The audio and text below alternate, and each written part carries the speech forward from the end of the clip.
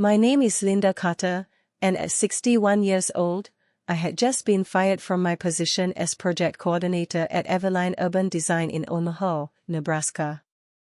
7 years of dedication, ensuring every permit was filed correctly, every deadline met, every regulatory hurdle cleared, all ended in a 3-minute conversation on a Friday morning. "We're implementing budget cuts, and your position has been eliminated," Ethan Brooks said with a dismissive shrug, leaning back in his leather chair. "Thanks for everything, Granny." I sat across from him in his spacious corner office, stunned into silence, the certificate of completion for Maya Collins' training program still warm in my hands. I had spent the last 4 months mentoring her, patiently guiding the 24-year-old intern through the complexities of city regulations, contractor relationships, and permit applications. She had no real experience in urban development but a massive social media following. And this was my reward: immediate termination. "Today is your last day," Ethan continued when I didn't respond. "Human Resources has prepared your final paycheck and severance. 2 weeks' pay." I finally managed to speak, my voice steadier than I felt. "I see. Will there be a transition period?" "The Riverside project has several critical permits pending." "That won't be necessary," Ethan replied, already checking his phone. "You've done a thorough job training Maya. She's up to speed on everything." 4 months of training could never replace 7 years of experience, let alone the decades I had spent in urban development before Everline. But arguing would accomplish nothing.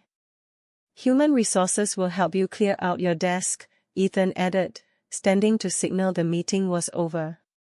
"We've arranged for security to escort you out by noon." Security escort. After 7 years of loyal service, this final indignity burned worse than the firing itself. "Thank you for the opportunity," I said, rising with as much poise as I could muster. I didn't yell or argue, though I could have. As I walked past Maya at the reception desk, I noticed her excitement barely concealed behind a mask of professional concern.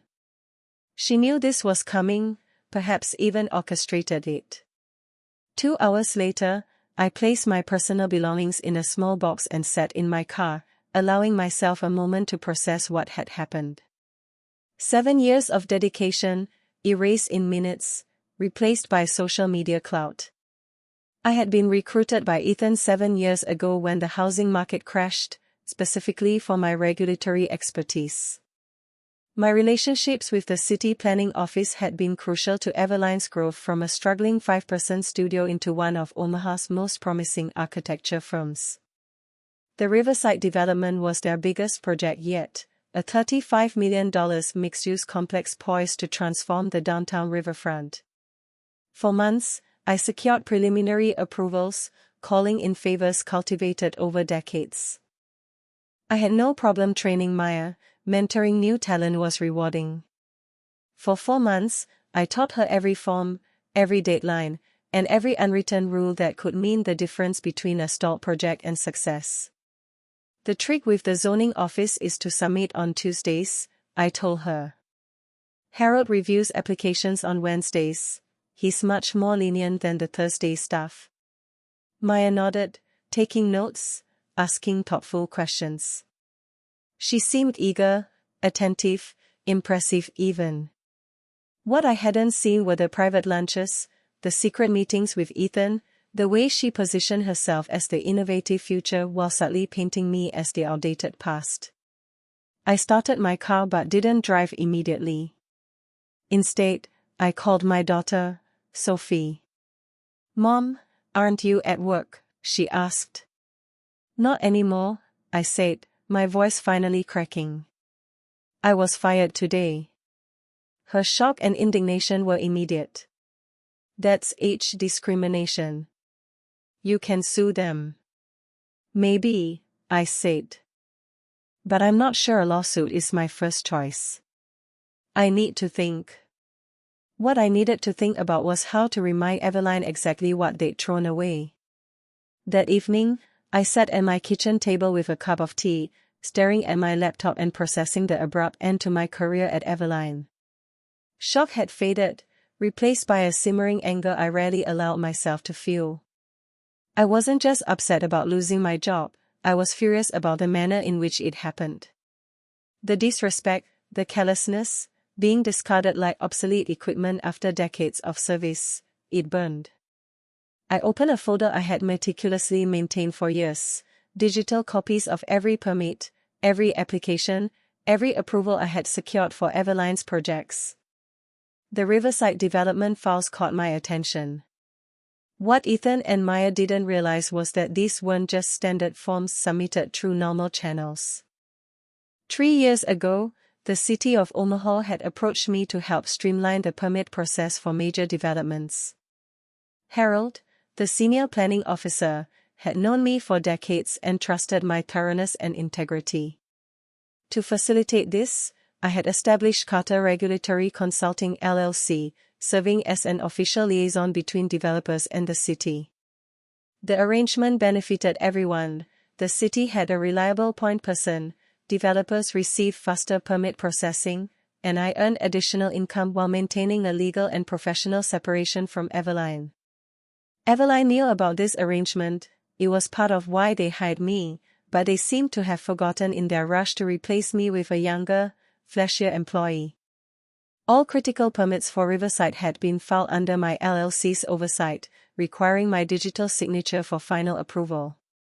Without me, the project couldn't move forward. I closed my laptop and sipped my tea.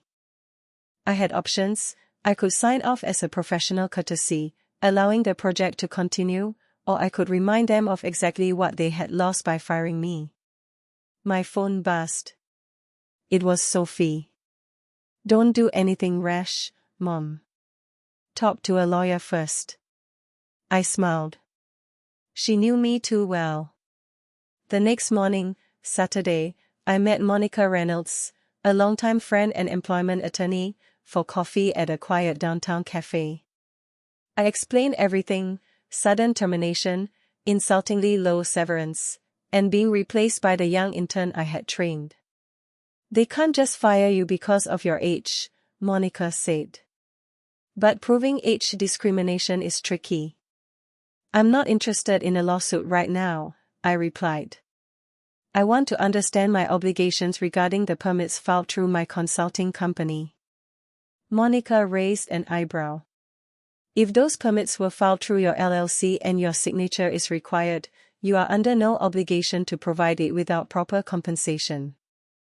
And if Eveline assumed your consulting services were covered under your employment, that's their mistake. Especially since your LLC is a separate legal entity. Do you have documentation?" I nodded, thinking of the folder on my laptop. Monica smiled. "Perfect. Let me draft a letter outlining your position." Driving home, I felt calm for the first time since Ethan's dismissive "budget cuts, Granny" comment. I was in control again. Monday would be interesting. Monday morning arrived with a flurry of missed calls and frantic texts from Eveline. I ignored them all, enjoying a rare morning of normalcy: breakfast, crossword puzzles, a bit of gardening.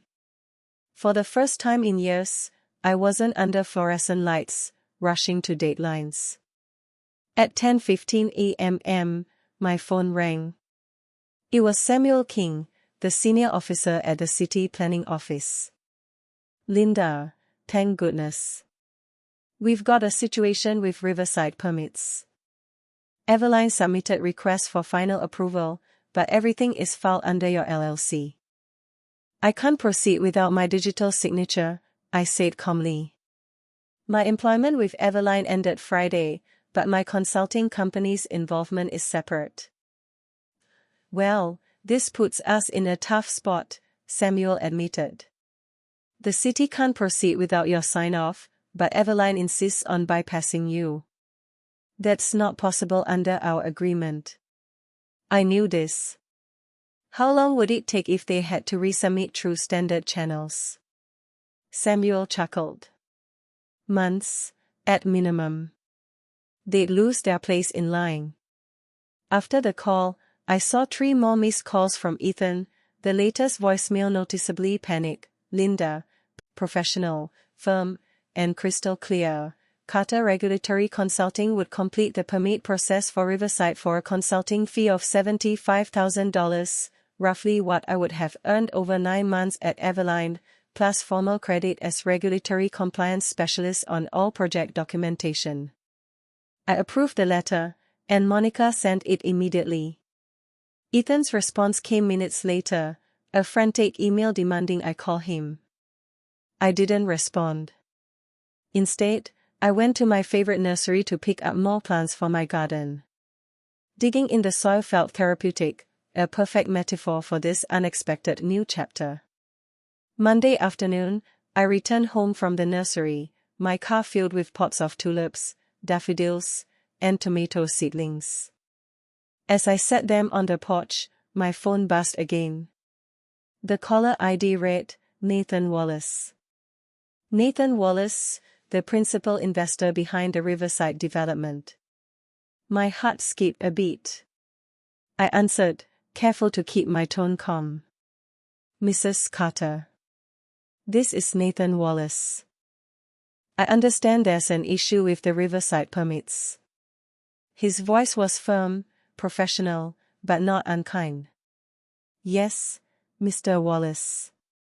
Everline attempted to finalize the approvals without my signature. Since all filings are under my consulting firm, I can't proceed without proper authorization. I see. Ethan isn't making this clear, is he? Nathan chuckled. I'd like to meet with you directly. I need to understand what's going on before making any decisions. We arranged a meeting for the next morning at his downtown office. I felt a strange mix of anticipation and satisfaction. For years, I had devoted myself to navigating the bureaucracy of Omaha's development sector, only to be replaced by someone with a large social media following and no practical experience. Now, the very people who had underestimated me were about to see the consequences. That evening, I opened my laptop and saw an email from Maya Brooks, the intern who had replaced me. The subject line read, Please help. Linda, I know you're upset about the restructuring, but holding up Riverside is hurting your professional reputation. Please be reasonable and sign off on the permits. I'd be happy to include your name in the acknowledgements. After 7 years of dedication, being replaced, and publicly dismissed, Maya thought a mere mention would pacify me. I deleted the email without a response. My garden, my plants, and my strategy for the next day demanded my full attention. Tuesday morning, I dressed in my navy suit, the one I rarely wore to the casual Everline office, and headed to Nathan Wallace's headquarters. Sleek, modern, and commanding, the building reflected the scale of his operations. 15 minutes early, I was escorted into a glass-walled conference room overlooking the riverfront. Riverside, the project that had defined my last 7 years at Everline, was literally below us, waiting for my signature to move forward. Nathan entered on the dot, a tall man with silver-streaked hair and the air of someone used to making fast, decisive decisions. He shook my hand firmly. Mrs. Carter, thank you for coming. Coffee. Thank you, I replied, taking a seat. Without preamble, Nathan leaned forward. I've invested $12 million in Riverside so far. Now I've learned that the project is stalled because Everline fired the one person who could navigate the permit process. I'm not pleased. I understand your frustration, I said evenly. The city-approved liaison for these permits is my consulting firm. Everline's restructuring doesn't change that legal arrangement. Nathan nodded. Tell me about these permits. I opened my laptop and displayed the digital trail, initial applications, preliminary approvals, and pending final clearances, all managed through Carter Regulatory Consulting LLC. 3 years ago, the city requested I establish this process to expedite major developments. Eveline knew of it when they hired me, but apparently, they forgot that my consulting company operates separately from my employment. Nathan studied the documents closely. Without your signature, the project cannot move forward. Eveline would have to resubmit through standard channels, which would take months. Exactly, I said, trying to keep my calm. He leaned back, thoughtful.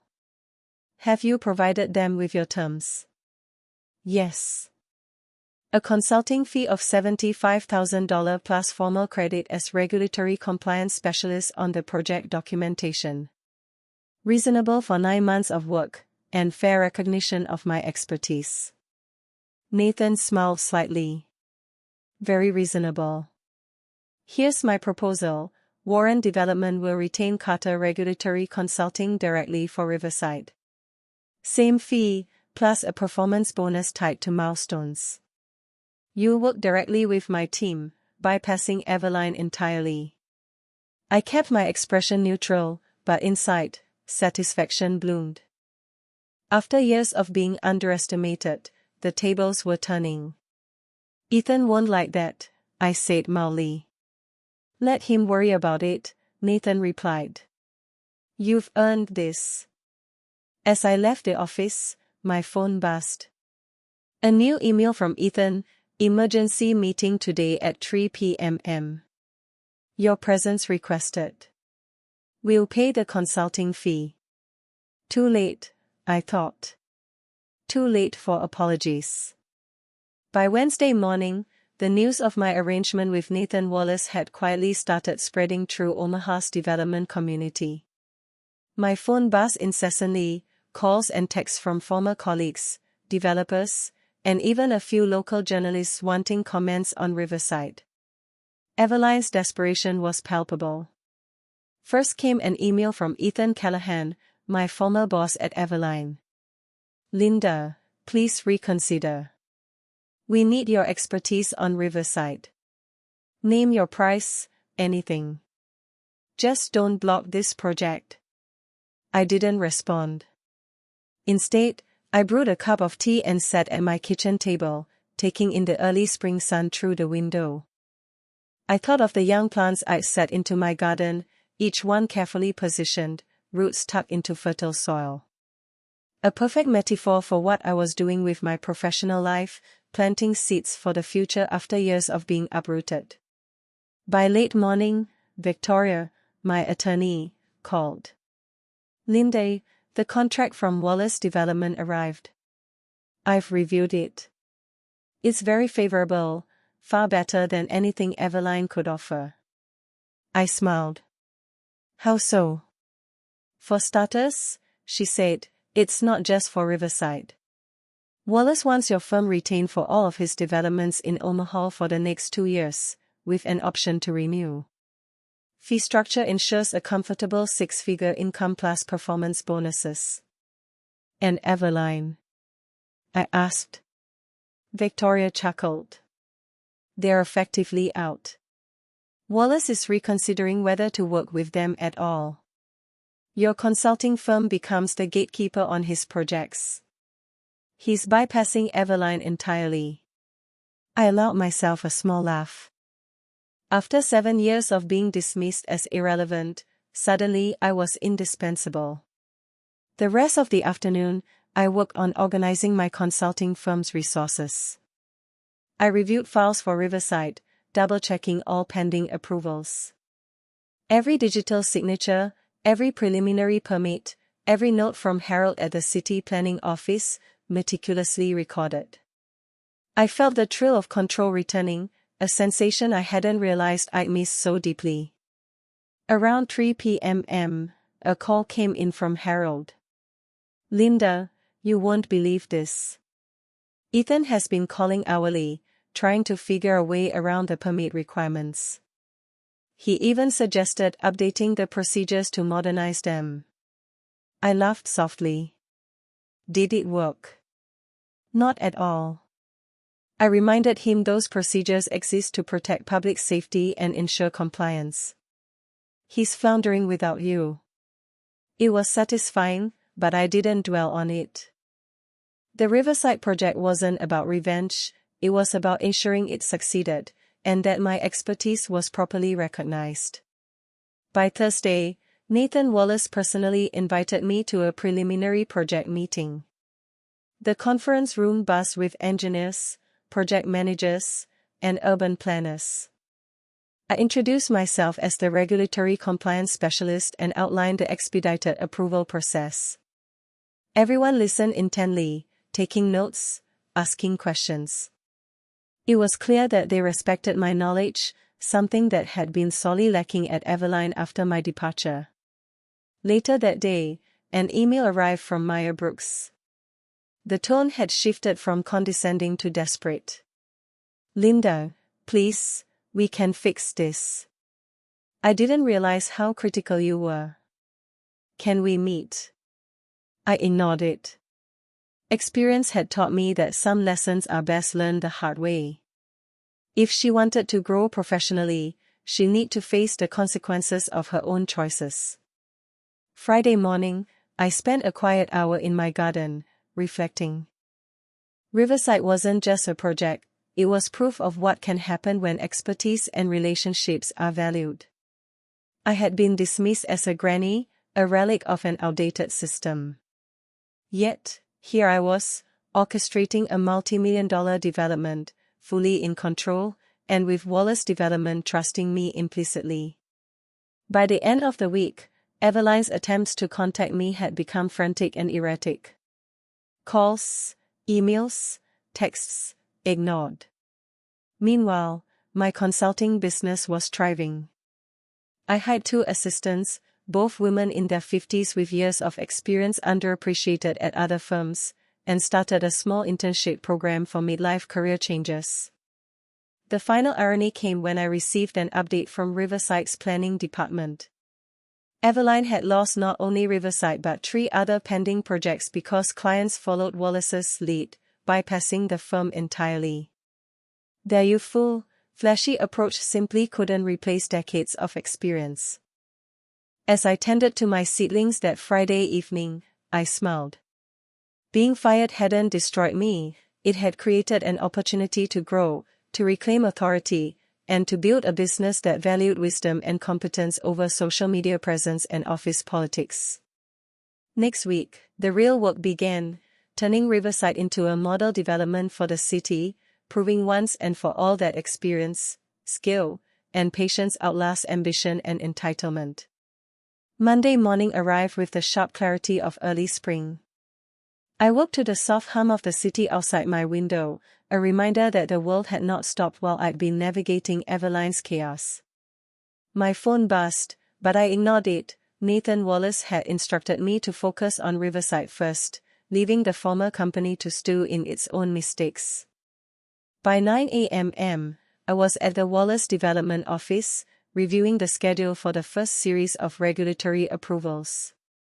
Every permit, every inspection, every city requirement, meticulously mapped. I had developed a system over decades, one that ensured projects moved faster than the bureaucracy expected, but always stayed within the law. As I woke, Nathan's assistant knocked lightly and handed me a folder. "Mr. Wallace asked me to give this to you before the meeting." Inside were the designs for the first Riverside phase, annotated with notes from his architects and engineers. I scanned them carefully. Everything was in order, but a few minor adjustments could prevent delays during city inspection. By 10:30 a.m., Nathan entered, tall, confident, and precise as always. "Linda, good to see you. Let's get Riverside moving." He gestured for me to sit beside him at the long conference table. Engineers, planners, and project managers filled the room, all eager but clearly accustomed to Eveline's mismanagement. "Let's begin with the permit pipeline," I said, taking charge naturally. I outlined a step-by-step approach, explaining the timing of submissions, expected responses, and how to expedite approvals without cutting corners. Heads nodded, notes were taken, and questions were asked. For the first time, I felt the room truly understood the value of experience, how careful planning could prevent costly delays. Later, in a quieter moment, Nathan leaned toward me. "Linda, your reputation precedes you. I've heard stories, but seeing your process in action is impressive. Eveline doesn't even come close to this level of preparation." I allowed myself a small smile. "Years of experience tend to create habits, Mr. Wallace." Nathan chuckled. "Indeed. And I think it's time Omaha understands the difference between experience and flash." By mid-afternoon, my phone vibrated with a message from my daughter, Emma. "Mom, did you see? Eveline is trying to spin the Riverside delays as your fault." I shook my head, amused. Social media and PR spin couldn't rewrite the facts. I had the files, the city approvals, and now the trust of the project's lead investor. True to form, I ignored the attempts from Eveline. I was no longer at their mercy. They had undervalued me, underestimated me, and dismissed the systems I'd built over decades. Now, I controlled the pace of the project they had thoughtlessly abandoned. That evening, I returned home and reviewed Riverside's documentation, noting opportunities to improve communication between the city, the contractors, and Wallace's internal team. A few emails later, several meetings were scheduled to ensure that every department was aligned. The sense of control and authority I felt was invigorating. As I shut my laptop, another notification appeared, this time from Maya Brooks. "Linda, I truly didn't realize how critical your role was. Can we discuss a solution?" I deleted the message without reading further. Experience, patience, and careful planning would always outlast panic and opportunism. Before bed, I stepped onto my balcony, looking out over Omaha's skyline. The Riverside project was no longer just a job, it was proof that expertise could not be replaced by social media influence, charm, or office politics. For the first time since being dismissed, I felt a profound sense of liberation. I wasn't just surviving, I was thriving. 3 months into my work with Wallace Development, Riverside had moved ahead of schedule. Eveline's errors were now visible to their clients and the city alike. Their attempts to regain control were frantic and ineffective. Meanwhile, my consulting firm had grown, and I had established a small, capable team who shared my philosophy: respect experience, prioritize competence, and never underestimate the value of wisdom. That night, as I tended to the newly sprouted seedlings in my garden, I thought about what had brought me here. 7 years of service, years of cultivating trust and expertise, and one decisive moment when I chose to step away instead of fighting fruitlessly. Riverside was proof that timing, experience, and strategy were often more powerful than youth, ambition, or corporate titles. And as the stars began to shine above Omaha, I smiled, knowing that this was only the beginning. Riverside was just the start of a new chapter, one where my decisions, expertise, and authority were finally recognized and valued. By Wednesday morning, Riverside was moving at a pace I hadn't thought possible just weeks earlier. Wallace Development's internal team had adapted to my processes, contractors were on schedule, and the city's planning office was responsive for the first time in years. It was exhilarating to see months of careful planning finally paying off. At 9 a.m., my phone buzzed with a call from Harold, the senior officer at the city planning office. "Linda, we've got a situation. Eveline is scrambling, they're trying to resubmit documents they didn't even handle properly the first time." I smiled at the predictability of their panic. "And how are you handling it?" I asked. "Honestly, your system makes their attempts almost irrelevant. They can't bypass the LLC approvals." Without your digital signature, nothing moves forward. I nodded, though he couldn't see me. Exactly. Let's keep everything on track, Harold. Riverside isn't going to wait for Eveline's chaos. After hanging up, I turned my attention to the latest set of emails from Trent Callahan. His tone had shifted from dismissive to pleading. Linda, please call me immediately. Riverside is in jeopardy. We'll meet any terms you require. I allowed myself a quiet chuckle. After 7 years of being underestimated, it was oddly satisfying to see the man who had once fired me now begging for my expertise. But I wasn't interested in rescuing Eveline. My loyalty had shifted to the team that appreciated competence and experience, Wallace Development. Later that afternoon, I had a video conference with Jackson Wallace himself. He was precise, focused, and direct, a sharp contrast to Trent's flustered manner. Linda, I want your input on Phase 2 of Riverside. You've demonstrated an ability to anticipate issues before they become problems. I want that applied throughout the rest of the project. I detailed a roadmap for the upcoming phases, including anticipated city inspections, contractor milestones, and communication protocols. Jackson nodded, taking notes. This is exactly the kind of leadership we needed. Eveline's handling was unacceptable. Thank you for stepping in. By evening, my phone was filled with congratulatory messages from colleagues and peers. Former clients, city officials, and even journalists were acknowledging my pivotal role in Riverside. One message from Emma made me laugh aloud. Mom, the city knows your name better than Eveline does now. As I poured myself a cup of tea and settled into my favorite chair, I reflected on the transformation. 7 years at Eveline had built my reputation, but Wallace Development had given me freedom, authority, and respect.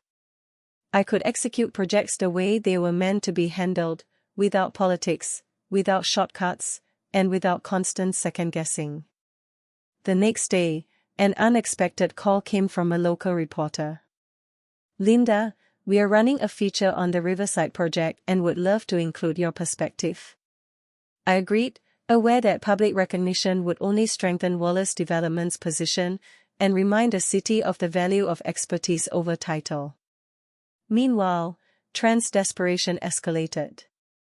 His emails became erratic, alternating between pleading and threats. He had finally realized that Riverside's progress no longer depended on Eveline. I ignored him, focusing instead on the task at hand, ensuring Riverside's success and solidifying the credibility of Smith Regulatory Consulting. That weekend, I returned to my garden, pruning tomato seedlings and arranging early spring flowers. It felt symbolic. Riverside was growing under my guidance, and my personal life was flourishing in parallel. The sense of control, of planting seeds that would yield tangible results, was deeply satisfying. By the end of the week, Riverside's first major inspection was completed without a hitch. Contractors, city officials, and Wallace Development's leadership all praised the organization and foresight in the permit and compliance process.